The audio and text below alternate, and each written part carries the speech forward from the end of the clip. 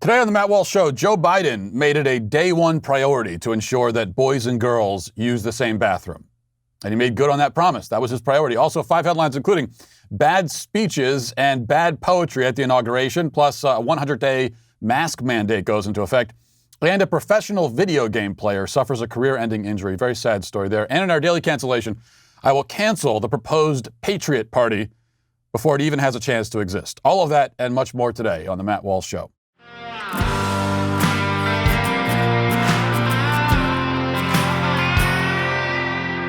First, let's talk about ExpressVPN. You know, I've been talking about ExpressVPN on my show for a long time, for months now. So why haven't you gotten a VPN yet? Why haven't you done it? Explain that to me. Explain it right now. Actually, explain it later because I got to tell you more about this. Ladies and gentlemen, I'll tell you this. There has never been a more important time to protect your digital rights. That's why I and thousands of my patriotic listeners choose to secure our online data by using ExpressVPN. Did you believe that a VPN isn't for you because you can use the internet just fine without one? That's what a lot of people think. Anytime you go online, your internet service provider can see every site you're visiting. That's the problem. And if you're confused about how it works, ExpressVPN is an app for computers and smartphones that encrypts your network data and reroutes it through a secure server. That's the basics there. That means you can use the internet more anonymously without having your activity tracked, and that way you're getting the privacy that you have a right to and that you deserve when you're online. You think that VPNs are complex and only for tech experts? That was one of the things. My worries going into this is that I thought, well, this sounds complicated, but take it from me, it's not that complicated at all. With ExpressVPN, you launch the app and tap just one button to protect yourself, and that's it. I mean, it really is that simple. I trust ExpressVPN to protect my online data because they're rated #1 by CNET and Wired, and they stand for my values. So now is the time for you to take a stand and to protect yourself. You're doing yourself a favor by doing this. Take back your privacy at expressvpn.com/Walsh and get 3 extra months free on a 1-year package. Again, that's expressvpn.com/Walsh, expressvpn.com/Walsh to get 3 extra months. Visit expressvpn.com/Walsh right now. Joe Biden, who for the first 65 or 70 years of his life, much of it spent in public office, showed no interest in trans issues, never hinted in a belief that biological males can be women if they feel like it, has now become, after just 1 day in office, the most radically pro-trans president ever in history. This admittedly is not a difficult feat. After all, almost nobody on earth believed that women have penises until about 7 years ago. And that's when millions of leftists decided, nearly all at once, that everything we know about biological science is somehow false. Though they've yet to explain how it's false or why they came to believe it to be false, but we're supposed to just accept it anyway. At any rate, now we have Biden, the 78-year-old man, governing much like a 19-year-old college student who just took her first gender studies class might. And his first act to this end happened before he took office, actually. He named Rachel Levine, who's the current health secretary of Pennsylvania, as his assistant health and human services secretary. The only reason he did this is that Rachel Levine is a, quote, trans woman, i.e. a male who believes himself to be a woman. And this is what makes the pick historic, we're told. Yet what really makes it historic is that Levine is the first assistant health and human services secretary to be appointed to the position, despite arguably being partly responsible for the deaths of thousands of people. Maybe I should check my facts on that claim. Actually, it's possible that other Democratic administrations have appointed Planned Parenthood officials to that role, in which case Levine would not be the first. So I'm not quite sure about that. Either way, the fact is that Levine, as health secretary of Pennsylvania, was presiding when the state adopted a policy of admitting COVID patients to nursing homes. Since then, 10,000 people have died in nursing homes and care facilities just in that state alone. We should note that Newsweek did a fact check, big air quotes around that, on the claim that Levine is responsible for the deaths of thousands of elderly in the state. Shockingly, they rated the claim false. They said it's not true. Here's what Newsweek said. Although Levine serves as the Pennsylvania Secretary of Health and was active in that position when the state's health department issued the guidance to nursing home facilities saying they can accept patients from hospitals and patients who formerly had COVID-19, that does not prove she placed coronavirus-positive patients in nursing homes or contributed to thousands of elderly deaths in the state. Okay, so this policy was in place. Levine was the health secretary, but there's no way to connect these dots, no way to blame him for it? Who knows? Who can say? And the thing is, even if you put the deaths of thousands of elderly aside, which you certainly can't, but even if you did, still you're left with the fact that Pennsylvania's COVID death rate is on the higher end of the spectrum among states. Deaths in Pennsylvania are at about 152 per 100,000 people. By comparison, deaths in Florida are at 114 per 100,000.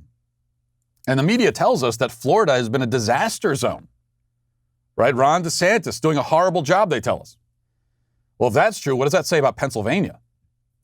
So even after arbitrarily absolving Levine of all the guilt for the murderous health policies in the state where he was health secretary, you still have no reason on the merits to promote him. But of course, on the merits is the whole rub here. This is not a promotion based on the merits. This is a promotion based on the identity, or in this case, the identity confusion. Speaking of confusion, Joe Biden, on his first day in office, issued a flurry of executive orders. He essentially set out to overturn Trump's entire tenure in one day, all through executive fiat, and he basically did. Of course, it goes without saying that there wasn't any hand-wringing from the media about this violation of norms or the fascist dictatorial takeover, blah, blah, et cetera. Quite the opposite. They celebrated it, obviously. One of Biden's executive orders is aimed at, quote, preventing and combating discrimination on the basis of gender identity or sexual orientation. And here's what it says, in part. By the authority vested in me as president by the Constitution and the laws of the United States of America, it is hereby ordered as follows. Every person should be treated with respect and dignity and should be able to live without fear no matter who they are or whom they love. Children should be able to learn without worrying about whether they will be denied access to the restroom, the locker room, or school sports. And then it goes on to great extent from there. But the problem here, we can just stop it right there because the problem is, number one, no child is being denied access to the restroom, locker room, or school sports. This is not happening. This was never happening. Boys are perfectly free to use the boys' room and play on boys' sports. There's no denial here. Trans students also are not being denied anything. I mean, where was that happening? Well, trans students aren't allowed to use the bathroom. Really? Where? The question is whether a boy who says he's trans should have access to literally any restroom he wants or any sports team he wants, even if it means infringing on the rights of real girls. The answer to that question from any sane person, any morally decent person, is obviously no. We don't have to think about it. It's just a matter of common sense. There's not a lot of reflection required. If you ask a normal, sane, morally decent person, oh, what do you think? Do you think 14-year-old girls in school should be forced to share a restroom with a boy who says he's gender confused? A normal, sane person says, well, of course not. Obviously not. There's no reason to allow that. And every reason not to. But Biden has no common sense or sense of any other kind at this point, and he is not morally decent either, despite the way he's branded. The second problem is that the Constitution in no way vests in the president the authority to decide which sports team a kid can play on or which locker rooms they can use. This is by no means, by no reasonable interpretation, a constitutional power granted to the president. In fact, no human anywhere has the legitimate moral or legal authority to demand that girls share the locker room with boys. Nobody does. But this is the authority Biden has claimed for himself, and it's so important to him personally that girls be forced to disrobe in front of boys that he made it a day one priority. As the media has been telling us, and maybe I'm sure they'll stop telling us now, people are dying every day in a pandemic. And Biden is focused on ensuring that little girls have no privacy in the bathroom. That's what he's worried about. This is not the action of a decent man, but of a deranged, amoral pervert. Or else of a hapless, gutless coward enacting somebody else's agenda because he lacks the spine or the brain power to do the right thing. My guess is that it's a little bit of both. We're told that, Biden's administration is a return to normalcy. In some ways it is. Because degeneracy and the victimization of children is normal in our culture. That's what Biden promised. Normalcy. It's what he's delivering. With a lot more where this came from on the way, I'm sure. Let's get now to our 5 headlines.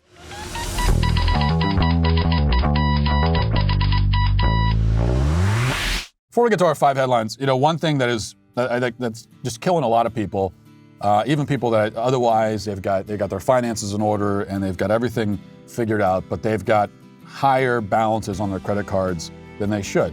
They got a higher interest rate, and you're just losing money every second when you got a situation like that. If you're thinking about the high interest rate credit cards that you used over the holidays, when it comes to refinancing your credit cards, you've got options. But only Lightstream was ranked number 1 by J.D. Power for customer satisfaction with personal loans. Lightstream's credit card consolidation loans start at just 5.95% APR with auto pay and excellent credit. You could save thousands in interest. This is just one of those things that you could do for yourself, and it's smart. You know, you're doing yourself a favor by using Lightstream, because there's no reason to have these high interest rates. You got a high balance on the card, and you're losing money. You're basically setting money on fire. Stop doing that. Stop setting money on fire.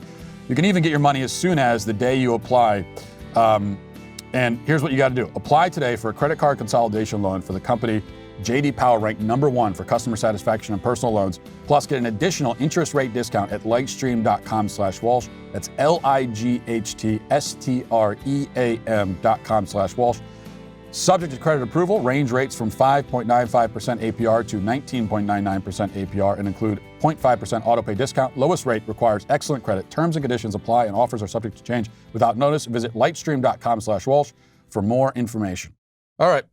You know, I woke up this morning at 6 a.m. I went outside at 6 a.m. and my boys were awake, running through the house at 6 a.m. playing Cowboys and Indians. And which I already know, of course, cultural appropriation, all of that. I talked to them about that. But the point is that my youngest son, the 4-year-old, his Indian headdress was his pants that he had taken off and put on his head. And so he's running pantless through the house at 6 a.m. with the pants on his head, playing Indians. And I just thought, as I saw this, you know, it's if I could have even a fraction of the energy that I had as a kid. Kids are full of so much energy. If we could just maintain even a fraction of that as adults, think of all the things we could accomplish. And this is also why, by the way, it's important to have kids young. You know, you don't want to wait until your late 30s or 40s to have kids. There are a lot of reasons for that, but this is one of them. Because they demand a lot of energy. You're not going to have all the energy for them. But I cannot imagine being like 45 and having a kid who runs through the house at 6 a.m. with his pants on his head. All right. So number one, the inauguration yesterday was. First of all, let me say this about the inauguration and what's happened with this new administration. I just want to acknowledge this. And obviously, I'm a conservative and I'm a critic of the new administration. But when a historic moment occurs, I think we should all acknowledge it. And the truth is that a glass ceiling was shattered yesterday when the first man with full-blown dementia was inaugurated president. This never happened before in history. So that is, that is a glass ceiling shattering moment. And we should acknowledge that. Biden gave a long speech. For some reason, I'll play a quick clip of it. I don't even know why I'm doing this, but here is a quick little clip of Biden's inauguration speech. Here we go. History, faith, and reason show the way of unity. We can see each other not as adversaries, but as neighbors. We can treat each other with dignity and respect. We can join forces, stop the shouting, and lower the temperature. For without unity, there is no peace, only bitterness and fury. No progress, only exhausting outrage. Once again, it doesn't really mean anything if you wait until you win to say this. If you're only a good sport after you win the game, the sportsmanship doesn't mean much. So your calls for unity and peace, didn't hear much about that during the campaign, especially when BLM was he was talking about exhausting outrage. Didn't hear much about it then.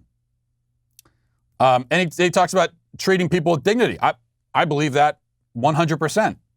But we have to keep in mind, I'm sorry, that when Joe Biden or any Democrat talks about treating people with dignity, he is ruling a lot of people out of the people category.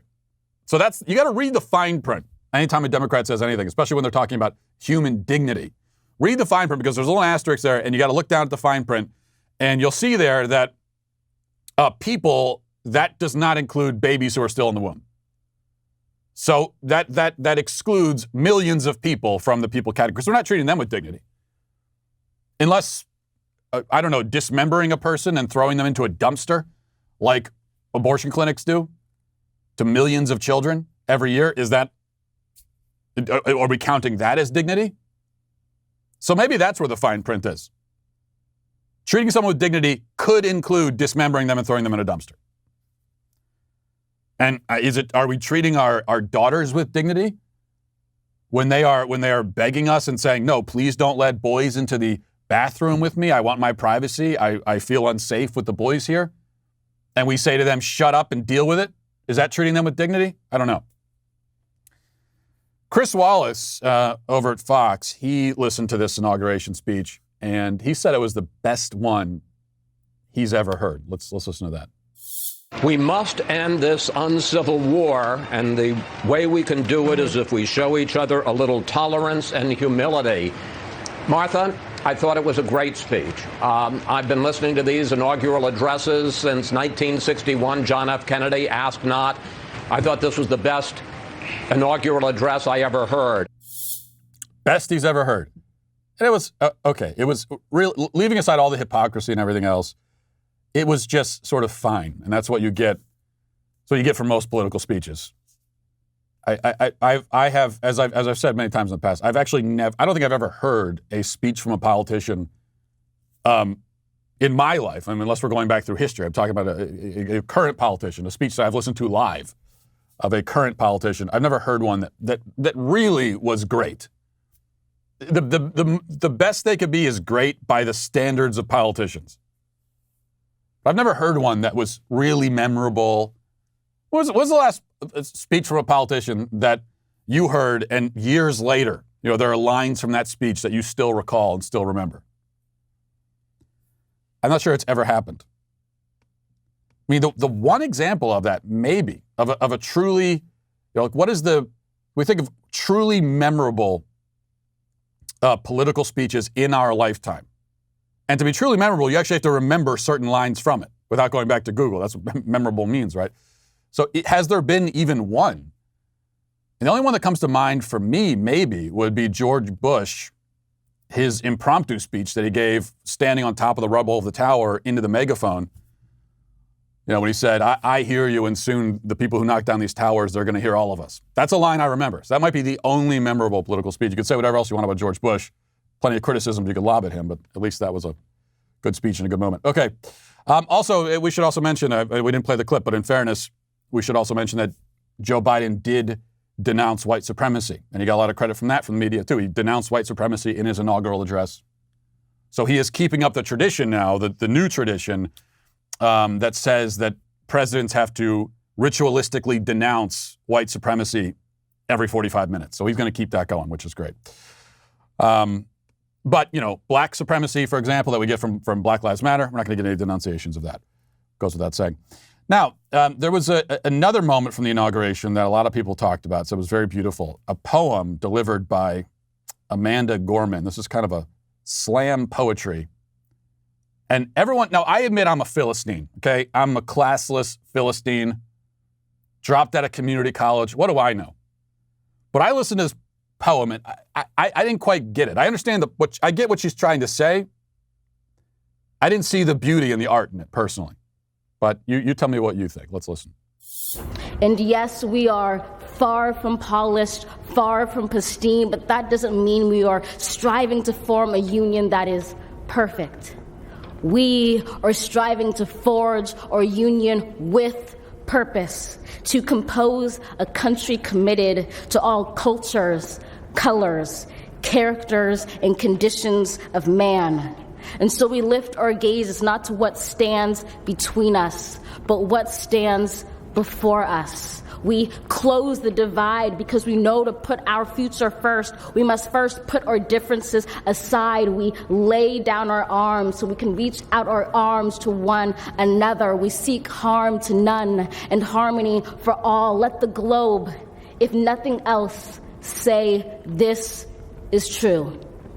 That even as we grieved, we grew. That even as we hurt, we hoped. That even as we tired, we tried. That we'll forever be tied together, victorious. Not because we will never again know defeat, but because we will never again sow division. Is that even poetry? I get that she's saying it with a certain rhythm, I guess, but I think poetry has to have metaphor or beauty. I don't see it. I'm sorry. I don't hear it. And it's not just her, but here's the thing, modern poetry to me, much of it, especially this kind of slam poetry style, it always sounds to me like a glorified blog post. You can just imagine this written in someone's blog post. But you say it with a certain rhythm, and now all of a sudden it's poetry.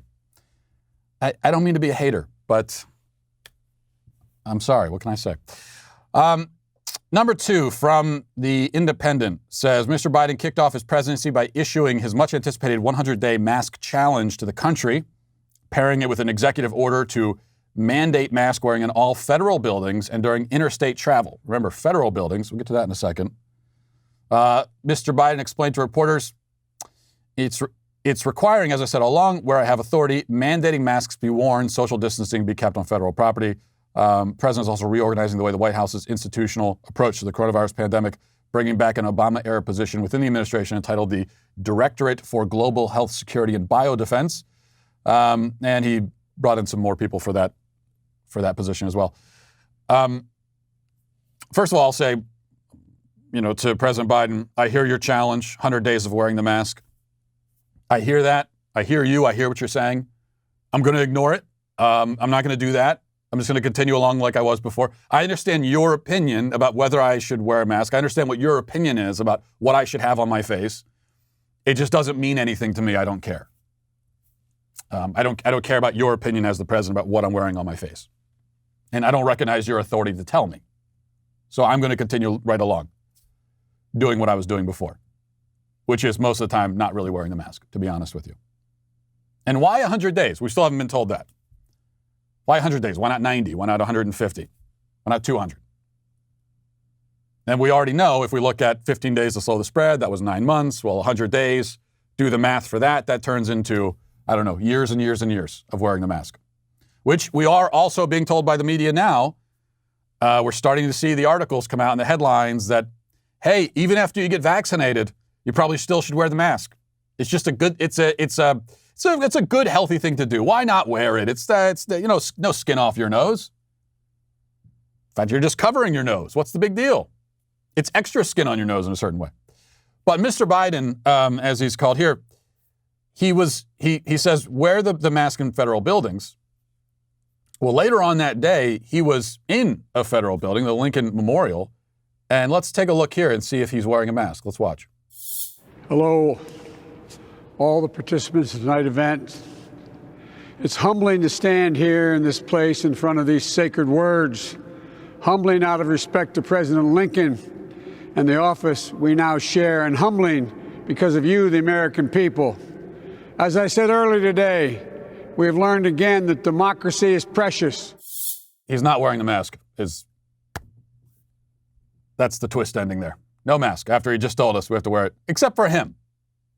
We've learned that lesson by now. All right, this is from CBS Sports. It says, the NFL announced Tuesday its official 8-person officiating crew for Super Bowl, for the upcoming Super Bowl. In doing so, it marked a historic achievement for Sarah Thomas. 6 years after becoming the first full-time female official in league history, she's set to become the first woman to officiate a Super Bowl, teaming up with 21-year veteran Carl Chafers on this year's championship crew. So this is another big deal, historic. We're going to have our first female, first woman officiating the Super Bowl.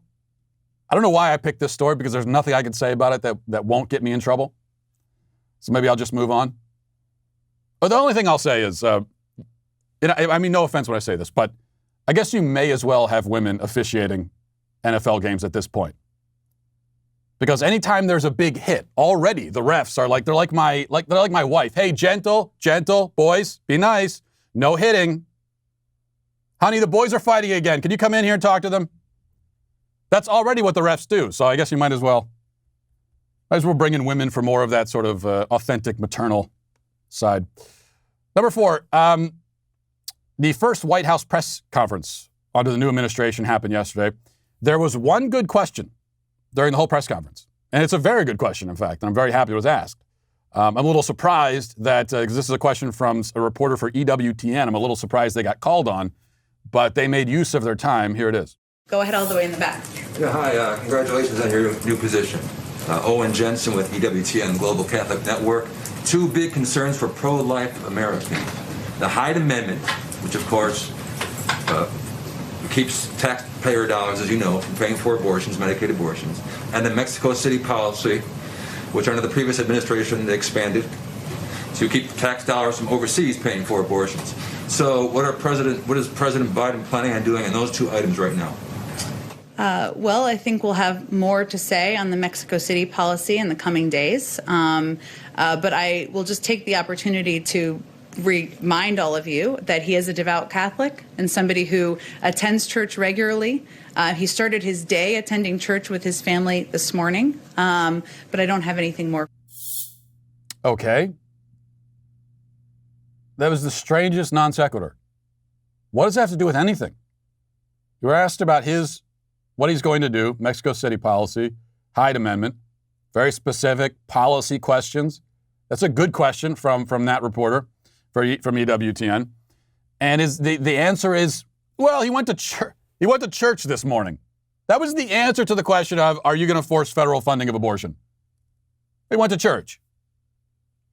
Now, if that answer means anything, if it's indicating anything, it should be indicating that, well, of course not. Of course he's not going to force federal funding of abortion or force us to pay for abortions overseas or anything like that. That's what it should mean. And I would appreciate it if that's what it meant. You know, if the question was, is the president going to force federal funding of abortion? Well, what do you mean? He goes to church. Of course not. What do you expect? He's a Christian. He's a real Christian. But I suspect that's not the implication of that answer. The implication is, he's radically pro-abortion. We already know that. He wants federal funding. He wants to increase funding of Planned Parenthood and everything else. But you can't criticize him for that as a conservative Christian because he's a Christian too. And so because a Christian who's in a position of power supports this position, that means Christians can support it. That means it's a valid position for Christians to hold. That's the logic. And it is deranged logic. It's not logic at all because that's absolutely not true. And as a Catholic, you know, if you are a Catholic and you categorically reject and deny the moral authority of the Catholic Church, then you're not a Catholic. And so that's how I can say, that's how I can sit here and actually say, Joe Biden is not a Catholic. He says he's a Catholic. He's lying. He's not one.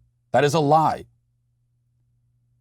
And yes, I can say that because, no, I'm not peering inside his soul. I'm not reading his mind. I don't need to. I'm listening to what he says. And I also know that being a Catholic means something. And one of the things that it means at a minimum is that you accept the moral authority of the church. If you don't, you don't have to, right? No, living in America, you don't have to accept the moral authority of the church. And if you don't, then okay, you're not a Catholic. You can be anything else. But if you are a Catholic, that's what it means. Joe Biden categorically denies the moral authority of the church. Because the church has always been very clear on this. For 2,000 years, in fact, it's been very clear about killing babies. It is gravely immoral. It is gravely immoral, mortally sinful to do, gravely immoral, mortally sinful to support, to fund, to promote. And you, as a Catholic, you cannot say, I disagree, and still remain a Catholic, right? That's a logical conclusion. In the same way that, I cannot say I'm a Mormon, but I deny that Joseph Smith was a prophet. Like, I can't say that. I can physically say it, But in saying it, I have denounced my Mormonism if I was Mormon, which I'm not. But if you claim to be part of a religion, but you reject the basic tenets of that religion, then you're not part of that religion. On the other end, I can't say, I'm an atheist, but I believe in God. Well, then you're not an atheist. It's not like you're being ruled out of atheism by some overarching, authority of atheism, but it's just there's a logical contradiction here, right? So there's a logical contradiction in saying that you're a Catholic who supports abortion. All right, number 5, the New York Post has this. A 25-year-old professional video game player has been, hang on, let's start over again. A 25-year-old professional video game player, that's a thing, has been forced to log off for good due to a thumb injury. Thomas Paparazzo, who goes by the online moniker Zuma, announced he was stepping back from gaming for the foreseeable future in a statement on Twitter on Tuesday. Breaks my heart to step away from a game I put my heart and soul into every single day for 8 years, he wrote. Paparazzo, who played with the New York Subliners, one of the world's top Call of Duty League esports teams, thanked fans for their confidence and support. I don't mean to laugh about this. I'm sorry he suffered this injury, especially because that is a hell of a gig to have. Play video games. So there are teams of people who play video games. Do people come and watch? I'm so incredibly out of touch. I'm shocked by all of this. I didn't know any of this existed or was a thing. And I'm starting to regret really all of my life choices. I wish I could go back in time and become a gamer, become a professional video game player. That is a hell of a life. But Paparazzo is, I guess, hanging up the video game controllers and calling it a day, retiring the jersey. So great career, and we wish him well in his future endeavors. There are some problems that we might face that we've learned, or we think you just have to deal with it, and there's nothing you can do about it. There's no solution. One of those is the problem of thinning hair. 80 million men and women in the U.S. experience thinning hair, yet it's still not openly talked about, which can make going through it feel scary and stressful. Just adds to the problem, and it also means you might not know that there is something you can do. It's called Nutrafol. Nutrafol is formulated with potent botanicals to help your hair grow as strong as you are, and it's physician-formulated to be 100% drug-free. Nutrafol is physician-formulated once again, and that means that, but also you don't have to worry about all the drugs and chemicals and everything else. On top of thicker, stronger hair without lasers or chemicals, Nutrafol's ingredients may also help you get a handle on better sleep, stress response, skin, nails, libido. So there's a lot of stuff you get in this one little package. Visit Nutrafol.com and take their hair wellness quiz for customized product recommendations that put the power to grow thicker, stronger hair back into your hands. Here's the question. Does it work? Well, yes, it does. In clinical studies, 72% of men saw more scalp coverage and 86% of women saw improved hair growth after 6 months. So whether you're experiencing thinning or not, you deserve hair as strong as you are. Nutrafol can help you achieve your best hair growth naturally. You can grow thicker, healthier hair and support our show by going to Nutrafol.com and using promo code Walsh to get 20% off your first subscription. That is their best offer available anywhere, plus free shipping on every order. Get 20% off at Nutrafol.com, promo code Walsh. Their best offer anywhere, again, 20% off at Nutrafol.com, spelled Nutrafol.com, promo code Walsh for hair as strong as you are. If you haven't heard about it yet, Daily Wire is now in the entertainment game. You probably have heard us talking about this, and for good reason. Run, Hide, Fight is the movie. It's our first movie, and it's getting a great reception from the audience and from people that are becoming Daily Wire members to watch it. And you could do that too. Become a Daily Wire member today. You could watch the movie. All you got to do is use promo code RHF to get 25% off. That's RHF for 25% off. We've picked Run, Hide, Fight after Hollywood Studios turned down the movie because they thought it was, quote, distasteful. In fact, you can go to RottenTomatoes.com and you can see that it's got like 14, 15% fresh rating by Rotten Tomatoes from critics, whereas the audience loves it. So here's just one example. A critic over at the Armchair Auteur said, "While I found this film considerably less distasteful than I imagined that I might going in, it's still being released by some despicable people, and the film's underlying themes are gross. That said, more entertaining than one might assume." So that was a negative review. And I take that personally. Despicable people. How dare you? But then you look down at the audience reviews. Here's what one person said. "I do not care what your politics are or how you feel about the Daily Wire. If you have a chance to see this film, please do. It is a shame that Hollywood said no to this film It needs to be made because, one, it addresses a subject matter that needs to be addressed. Number two, it celebrates the heroes rather than obsessing over the villains. And number three, if embraced correctly, it could be a rallying cry for better schools. So you see, that's the dichotomy between audience versus the critics. We're excited to bring you this. We're excited to bring you many great stories that Hollywood refuses to tell. You can get 25% off when you use promo code RHF over at dailywire.com. Go there now. But first, let's get to our daily cancellation. Today we're going to cancel something that doesn't actually exist at the moment. This is a preemptive measure, the cancellation equivalent of a vaccine, if you will. I'm canceling the Patriot Party.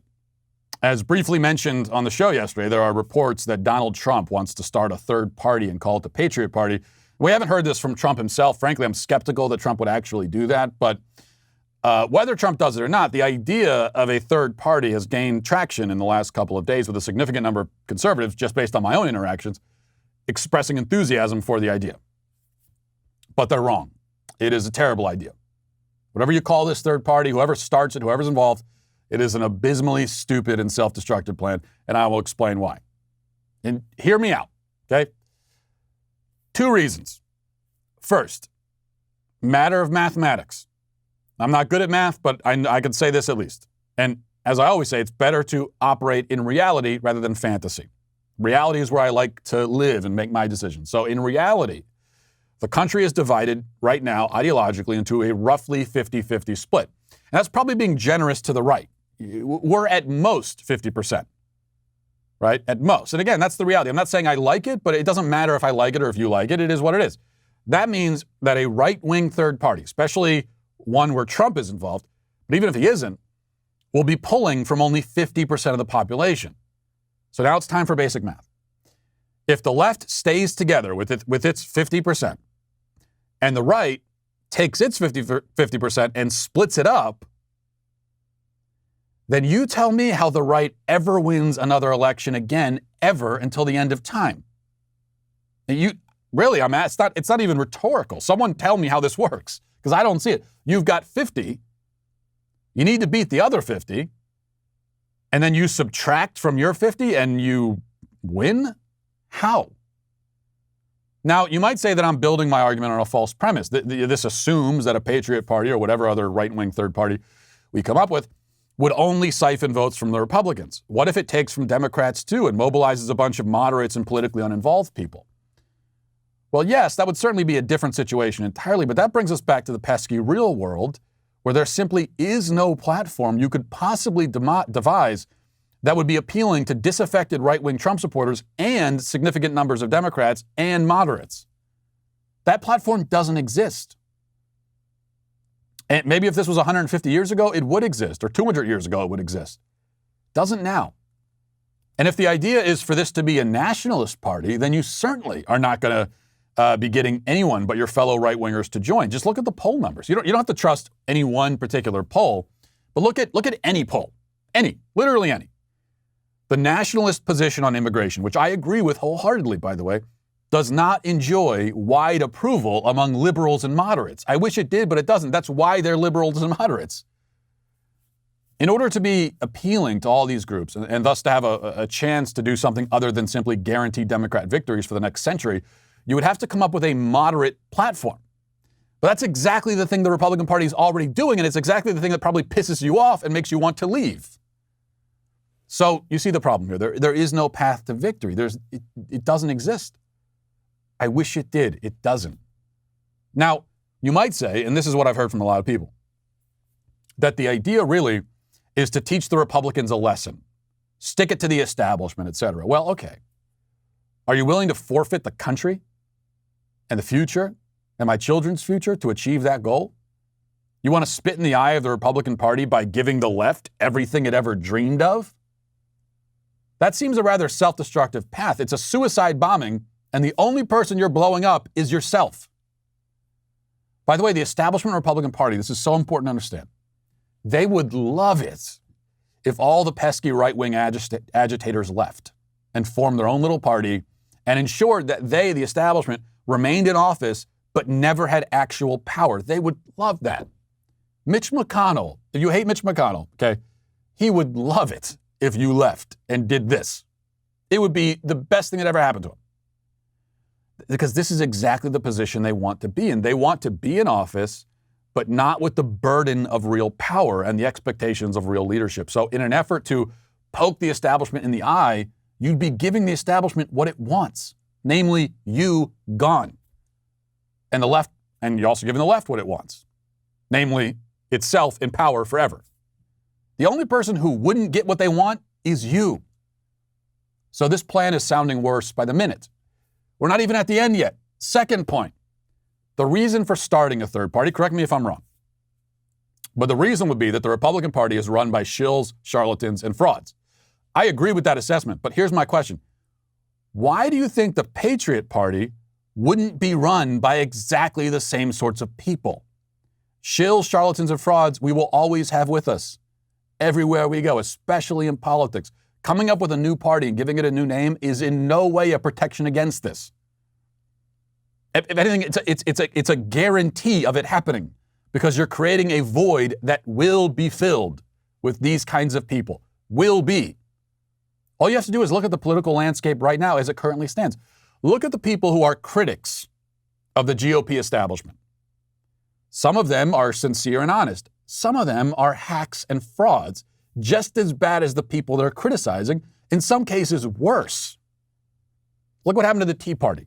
Granted, the Tea Party wasn't its own political party, but even so, it began as a real and sincere movement, but quickly, within less than a year, it was overrun by grifters exploiting it for money, power, and fame. Then it fizzled out, and look where it is now. Nowhere. And it is really nowhere. One of the things that mobilized the Tea Party early on, allegedly, was the budget and spending and taxes. The Republican Party gave up on that. The Republican Party for the last 4 years has been spending money hand over fist. What happened to the Tea Party? Didn't care. As if to prove my point, I saw this morning that there's already a Patriot Party Twitter account. Now, it's not an official account, obviously, because the party doesn't exist, but it has a large following and a growing following, and all the account does is tweet out stuff like, retweet if you think Trump was awesome, smiley face, flag emoji. And the account also sells t-shirts. So they send out these tweets of retweet this, here's a little bumper sticker slogan, retweet, and then they have a link to buy their t-shirts. So here's my point. The Patriot Party doesn't exist yet, and already there are charlatans using it successfully to enrich themselves.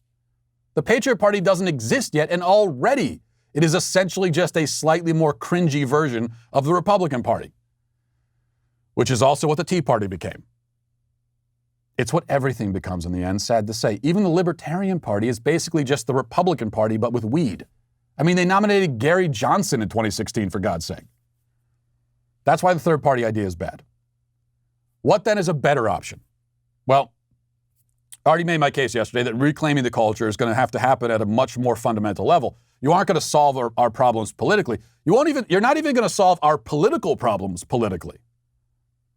Even if the Republican Party did everything that we wanted it to do, most of that stuff can be undone whenever the Democrats get in power. Biden has already erased Trump's whole presidency and all of his achievements almost, and he hasn't even completed his second day in office yet. That's the way it works. Politics is like writing your name in the sand. It's only a matter of time before the tide comes up and washes it away. If you want to make a lasting difference, lasting change, achieve lasting victory, it happens locally. It happens in the family. Essentially, conservatives need to have a bunch of kids and homeschool them. That's my plan. Okay, that's what I propose.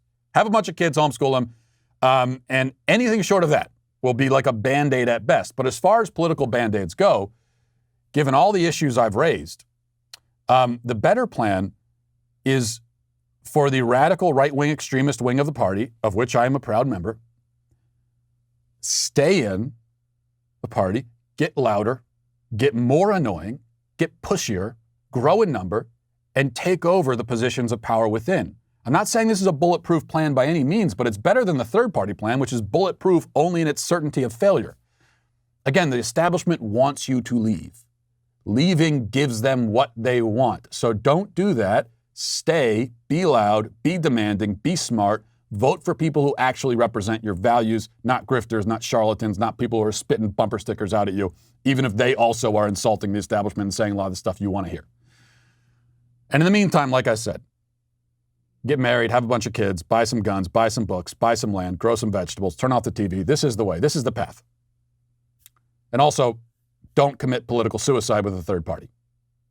That's an important part of the path. And anyway, the third party has been canceled. And that's it. Glad we could settle that. That's going to do it for us today. Thanks for watching, everybody. Thanks for listening. Have a great day. Godspeed.